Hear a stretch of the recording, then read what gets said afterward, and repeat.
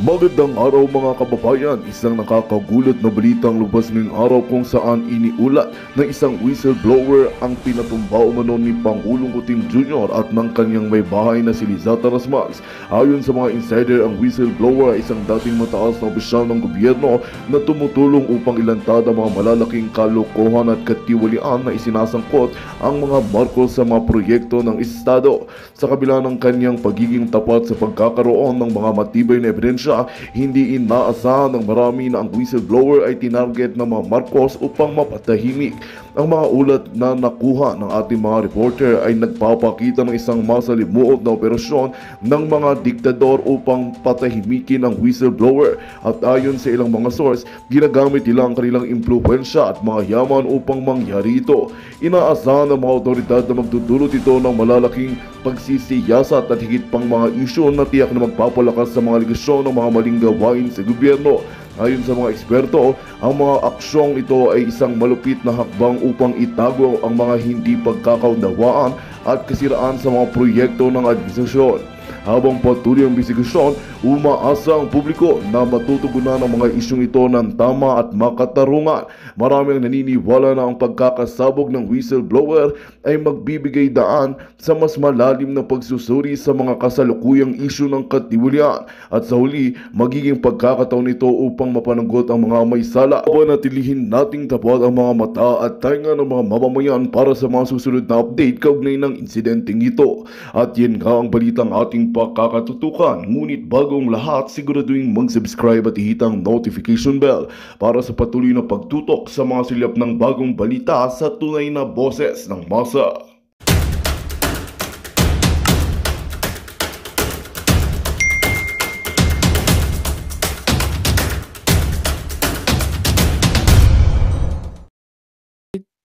To ICC. At kahit maglabas ng red notice ang Interpol, hindi nyo pwedeng gamitin yung aming pulis. Ha?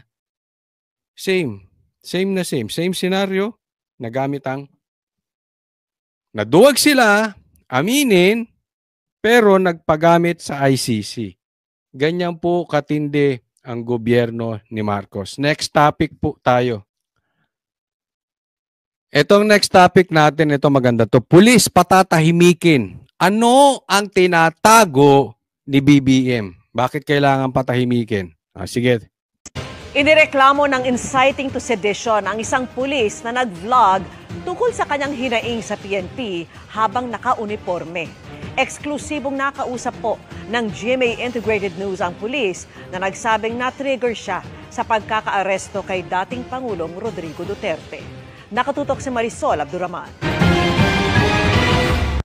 Nasa mataas kayong posisyon, di nyo alam yung nararamdaman ng isang mababang tao lang. Galit si Ito kayo na lang, okay? Kayo magtanong. Kasi meron din ako mga nakakausap na pulis, okay? Pero kayo mismo, huwag niyong paniwalaan to sinasabi ko. Kayo personally, tanungin nyo ang mga kaibigan ninyong pulis. Tanungin ninyo yung mga malalapit sa inyong pulis na alam ninyo ay hindi bias. Tanungin ninyo kung tama yung ginawa kay Tatay Digong. Tanungin ninyo kung tama pa ba ang ginagawa ng gobyernong ito. Tanungin ninyo kung sila ay masaya kay Torre. Tanungin ninyo kung tama ang ginawa ni Torre. Tanungin ninyo kung masaya pa sila sa gobyerno. Palihim ninyong tanungin. At ako, in my opinion, kasi yung mga tinanong kong pulis, ang sinabi hindi. Sa lahat ng sinabi ko, ang sagot nila hindi. Sa katunayan, may nagsabi pa nga sa akin na maybe 95% ng pulis sinasabi mali yung pagkakaaresto kay PRRD. Hindi sila sang-ayon sa ginagawa ni Torre. But again, huwag niyo akong paniwalaan. Kanya-kanya po tayo. Kayo magtanong mismo. Alam ko, bawat isa sa atin, kahit papaano, ay meron tayong kakilalang pulis or meron tayong kaklose na pulis. Kayo mga nanonood dyan, pakilagay sa comment section. Kung ano sa tingin ninyo, sagot doon sa mga tatanong ninyo doon sa pulis. Kung sila ba ay masaya pa sa gobyernong ito. Kung tama ba yung pagkakahuli at binitbit si Tatay Digong pinagbenta dito sa mga puti. Sige, pakisagot dyan sa comment section. Roman Francis Steve Fontillas sa video na ipinost niya sa social media. Habang naka-uniforme ng pulis, nagsalita siya tungkol sa prinsipyo at pag-apak sa dignidad. Ayon sa PNP, politically charged daw ang mga sinabi ni Fontillas sa kanyang mga post na tugon daw sa pagkakaaresto kay dating Pangulong Rodrigo Duterte. Sinampahan si Fontillas ng reklamong inciting to sedition, kaugnay ng Cybercrime Prevention Act sa Quezon City Prosecutor's Office. There are certain limitation and extent po na paggamit po ng social media, especially during official time at resources po, at even yung paggamit po ng uniforme habang nagbablog. Sa aking eksklusibong panayam kay Fontillas, Alam mo, ang daming pulis na nagbablog na naka-uniforme. Ahardo, pakicheck mo. Ang daming pulis nagbablog naka-uniforme. Maraming pulis nagbablog na naka-duty. Kung yan lang talaga ang kaso nyo dito sa pulis na ito, ang babaw. Pwede nyo kasuhan. Pero isasabihin yung sedition? I don't agree. I mean, hindi ako pulis, okay? Hindi ko alam kung anong sinumpaan ng mga pulis. Hindi po ako bihasa. Baka iba po ang batas ng pulis. Kasi syempre meron silang sarili nila eh. Diba? So ayokong husgahan doon. But sa aking tingin, hindi naman po dapat inaawat ang isang tao. Whether ikaw ay pulis o hindi ka pulis, abogado ka o hindi ka abogado, doktor ka o hindi ka doktor, kahit anong profesyon mo, wala naman siguro masama na maglabas ka ng hinaing ng anong nasa loob ng puso mo. Kasi hindi naman kayo robot eh. Hindi naman diktador ang gobyerno natin, tama ba? Tanong ko sa inyo, diktador ba gobyerno natin na hindi na kayo, bawal dito, bawal ka mag-comment dito, bawal ka pumunta rito, bawal ka sa social media, bawal ka mag-attend ng Duterte rally. Ganun. Eh ano tayo? Democratic country pa ba tayo? O diktador country na tayo? Yes, sinabi niyang nagpatong-patong daw ang hinanakit niya sa PNP na pinalala pa sa pag-aresto kay Duterte. Na-trigger din ako dyan. Kasi bilang pulis, hindi ako asang-ayon sa ginawa nila. Never ako nag-udyok or nag-invite ng mga kasamaan ko na mag-aklas sa bayan. Kasi Yun! wala naman akong purpose na mag-aklas sa bayan. O, yun na importante. Hindi mo naman sinasabi. Tayo naman yung nagtatawag lang tayo ng rally. Katulad nito, hindi naman siya nagtatawag din naman ng rally. Hindi rin naman siya nagtatawag mag-aklas. Di ba? Naglalabas lang siya ng saloobin. Baka mamaya bawal na makipagtalik. Baka mamaya bawal na makipag-date sa pulis. Baka mamaya pag ang ide-date mo ay maka-Duterte, bawal na. Baka mamaya bawal na kung ang syota mo taga Davao. Bawal na siguro kung ang asawa mo ay maka-Duterte. Eh, pambihira. Eh, ako sa akin lang, simple lang naman to, Marcos eh. Kung wala kang tinatago, hayaan mo magsalita ang mga pulis. Tao yan eh. May damdamin yan. Sa katunayan, yung mga nasa middle rank na yan, sila yung madami. Sa tingin mo, masaya sila sa galawan sa ibabaw? Hindi, yung honest question lang. Hindi tayo nag-aano dito ng sedition ha. Tanong mo, masaya kaya yung mga nasa ibaba niyan? Yung mga low ranking tsaka yung mga nasa middle? Masaya pa ba sa mga bossing nila? Nagtatanong lang tayo. Eh wag naman sanang ganun, di ba? Hanggat wala ka namang planong pabagsakin ng gobyerno, eh siguro naman may karapatan din naman itong mga pulis. Pambihira, ibinubuwis nila buhay nila araw-araw. Tapos hindi sila pwede magsalita ng kanilang damdamin. Eh, hindi ko maintindihan kung ganyan ang batas ng mga pulis, ha? But siguro kung may mga nanonood sa aking pulis, pakilagay ninyo. Mali ba ang aking interpretasyon? Kailangan Pag sinabi nila, masaya ka. Pag sinabi nila, tama yung pagka-aresto kay PRRD, ka na lang. Legal ba yun o illegal? Ano bang sagot nyo? Mga boss, mga general, ano ba sagot nyo? Legal o illegal? Legal tayo lahat. Gusto nyo laging masaya? Gusto nyo laging tama? Babalikan ko yung tanong, Marcos, ano ba yung tinatago ninyo?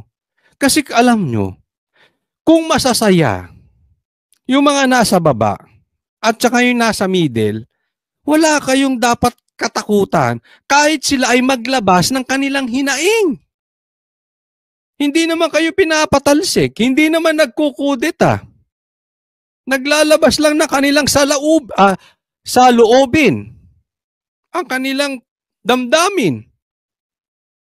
May tinatago ka ba, Marcos? Kung ikaw ay nagsisilbi ng tama sa bayan at wala kang tinatago, anong kinakatakot mo? Kung sa tingin mo tama yung ginawa ninyo kay Duterte, anong kinakatakot mo?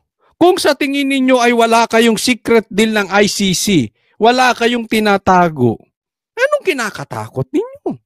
Kahit lahat ng pulis mag-vlog ng kanilang saloobin, hanggat hindi naman kayo pinapatalsik at hindi naman nagtatawag na mag-aklas, huwag kang matakot. Kasi tama naman ang ginagawa mo. Unless, sa sarili mo, mali yung ginawa nyo kay Tatay Digong.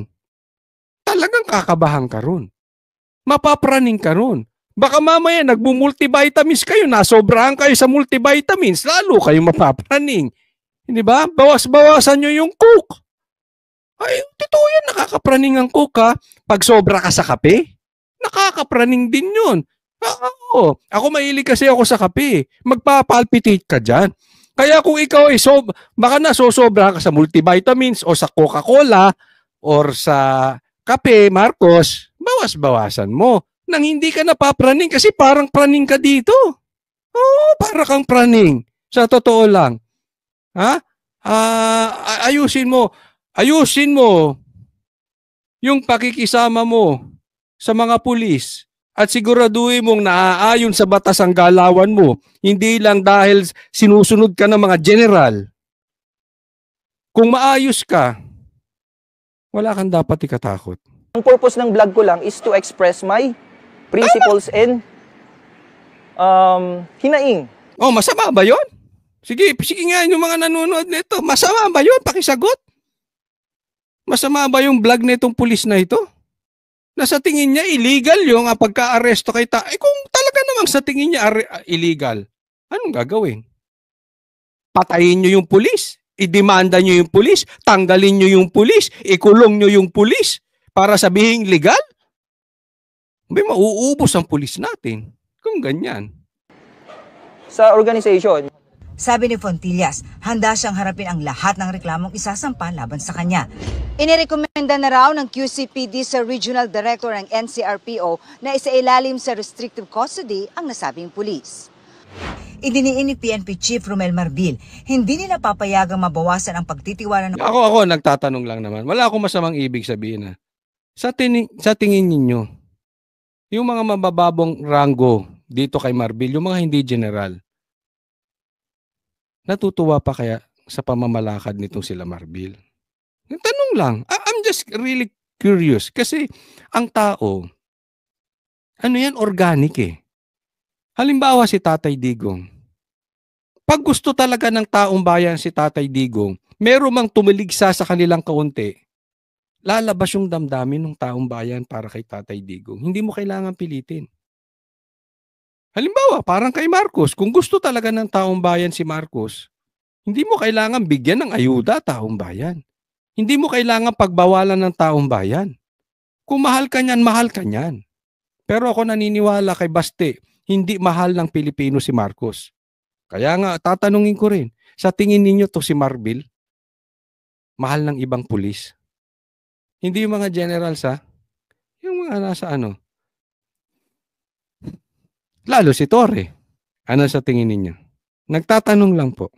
publiko sa PNP at ang sinumang police officer na magpapahina sa integridad, serbisyo at profesionalismo ng PNP ay tatapatan ng buong puwersa ng batas. Hindi, no? Para sa GMA Ganyan na sila ngayon. So, kayong mga pulis, tahimik na kayo.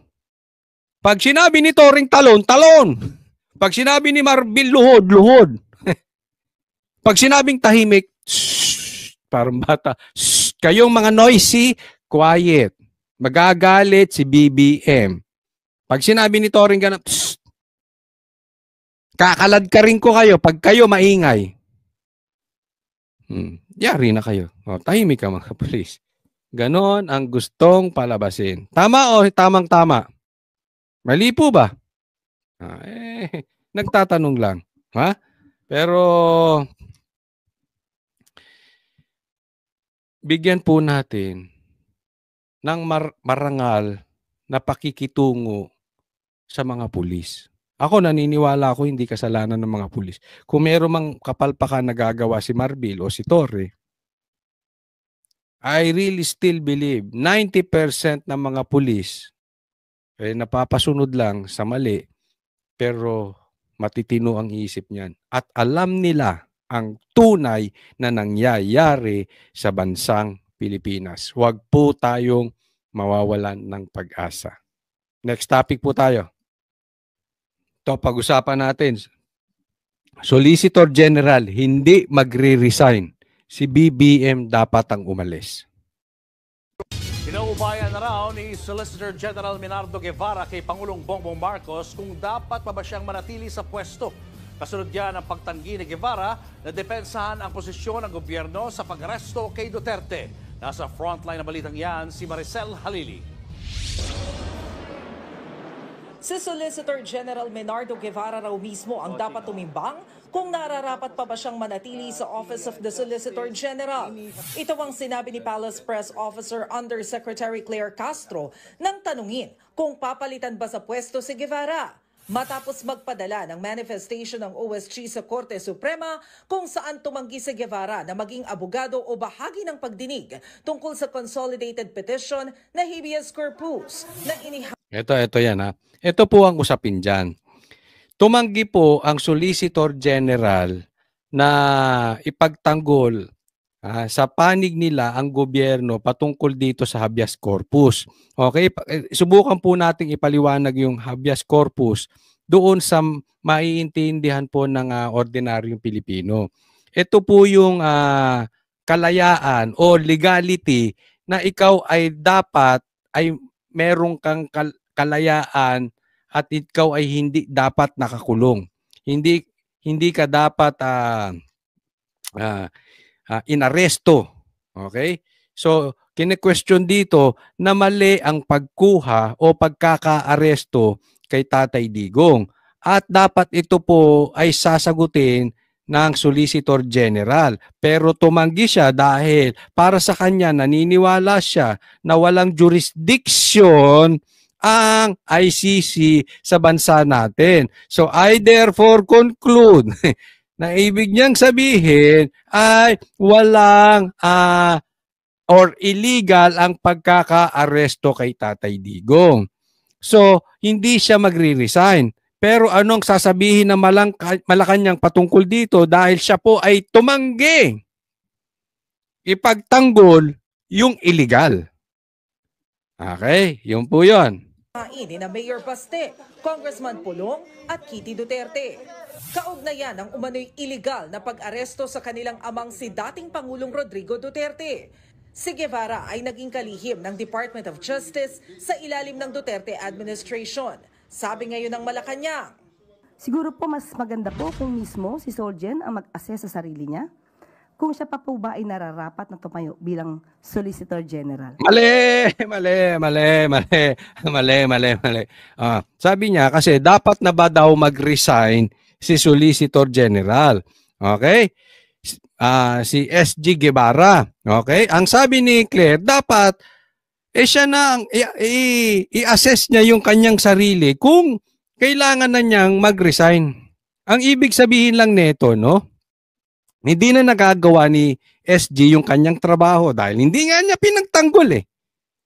Ayaw niya. Dahil yung mama may konsensya. Dahil yung mama ay may tayo. Hindi weak, may paninindigan. At alam niya ang batas. At alam niya ang pagkakaaresto kay Tatay Digong ay mali. So hindi niya pwedeng ipagtanggol yung alam niyang mali. Pero kay Claire, ang sabi, dapat ang datingan nito parang sinasabi ni Claire, may mag-resign ka na, mahiya ka naman. Parang ganon. Mali po. Mali, bakit? Hindi dapat mag-resign si SG. Alam niyo kung bakit? Ang dami namang kaso patungkol sa habeas corpus. Madami po. Marami siyang hinahawakan. Ang sabi niya nga sa isang interview, nasa 100 or nasa 1,000 yung hawak niyang batas. Hawak niyang kaso na ginagampanan naman niya ang kanyang trabaho bilang SG. At isa lang ito na hindi niya tinanggap dahil sa alam niyang mali. So, sa madaling salita, para sa akin, diretsuhin ko na mga kababayan ko. Si Marcos, kung gusto mong tanggalin si SG, wag mong padaanin kay Claire at dadrama-drama kayo na sasabihin nyo, i-assess mo sarili mo. Tingnan mo yung sarili mo kung karapat-dapat ka pa dyan. Hindi dapat ganun. Para sa akin, magkaroon kayo ng yagballs.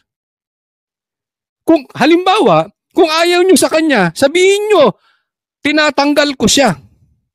Dahil mali ang kanyang pagtanggi sa akin.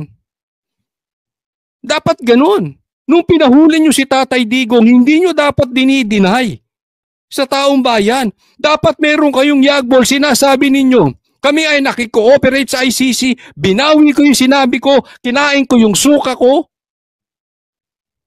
at kami nakipagtulungan sa ICC sa pamagitan sa pagtago sa Interpol. Dapat may panindigan ng leader, hindi tago ng tago. White is white, black is black. Let your yes be yes and your no be no. Kaya naman nawawala ng credibility to si Marcos Di ba? Kasi yung mga ganito niyang statement, iba sasabihin niya, iba gagawin, tapos tatago. Kasi i-deny. Ayaw ng impeachment pero nagka-impeachment. Hindi pa papasukin ng ICC pero pinahuli kay Torre. Niloloko niyo ba taong bayan? Tapos ito na naman kayo. Well, hindi ka, huwag ka magre-resign, SG. Diyan ka lang. Antayin mo kung may yagbol siyang mga yan, tanggalin ka. At tingnan natin kung ano sasabihin ng taong bayan patungkol sa tindig ni Marcos na yan.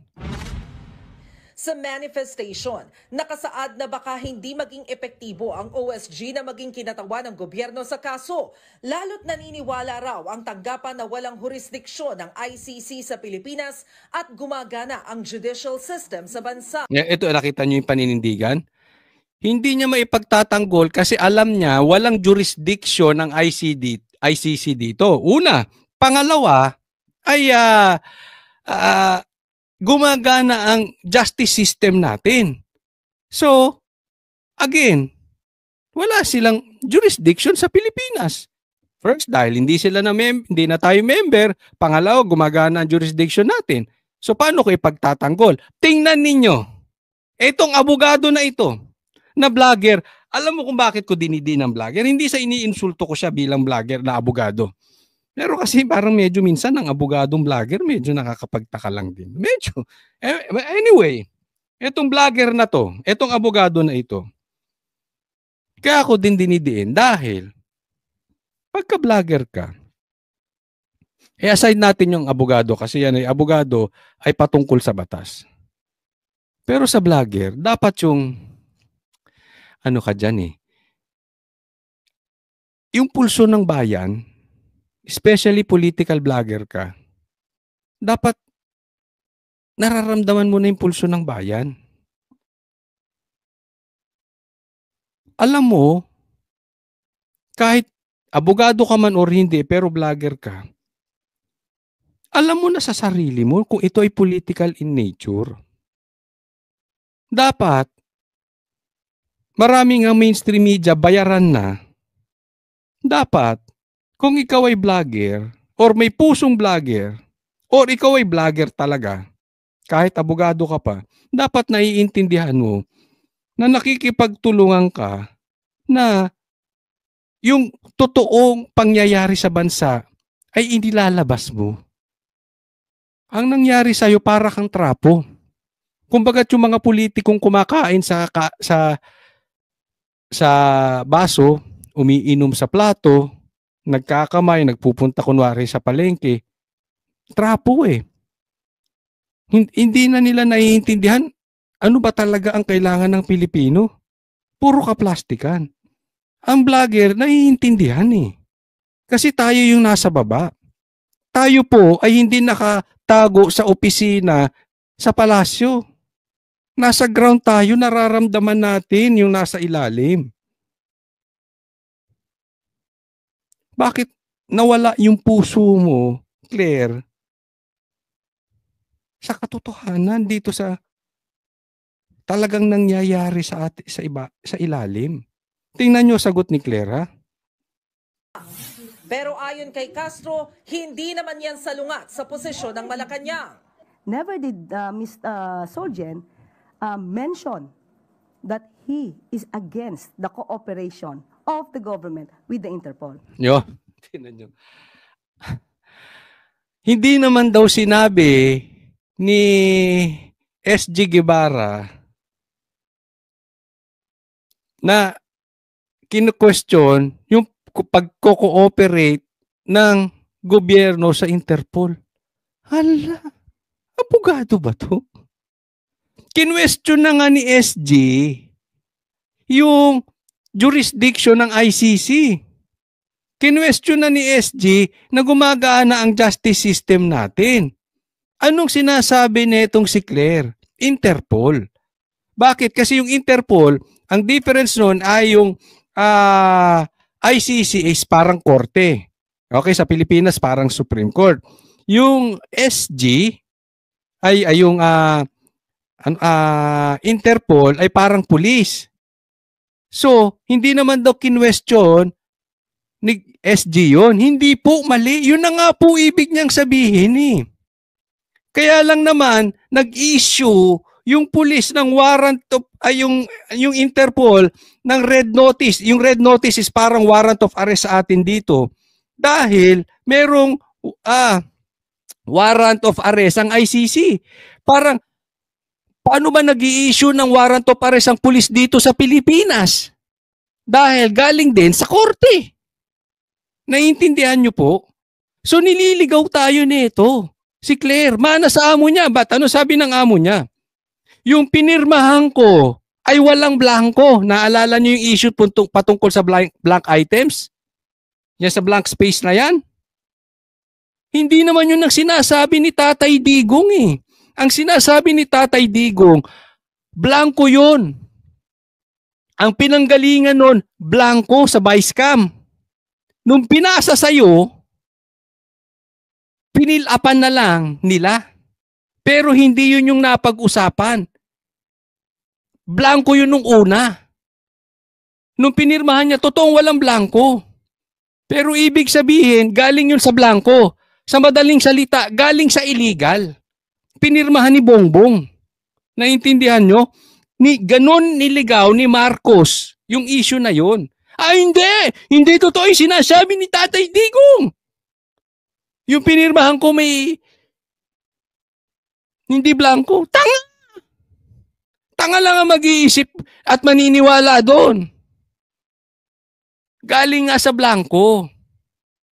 Kita nyo kung paano nila pinapaikot. Eto naman, hindi naman daw kini-question ni SG yung patungkol sa Interpol. Yung ICC kini-question, isa yun. Kaya nga nagkaroon ng di umanong red notice na sinasabi o warrant na pinasinungalingan ni Atty. Torrio, wala naman daw talagang red notice because of ICC. Magandang balita ang hatid namin sa inyo ngayong araw. Sa pagtatapos ng aming balitaan, nagbigay kami ng mga mahalagang impormasyon. Maraming salamat sa pagtutok at pagsuporta sa aming programa. Huwag kalimutang manatili sa mga susunod na araw para sa mga bagong balita at mga kwento na dapat nating abangan. Mula sa Boses ng Masa, magandang araw Pilipinas!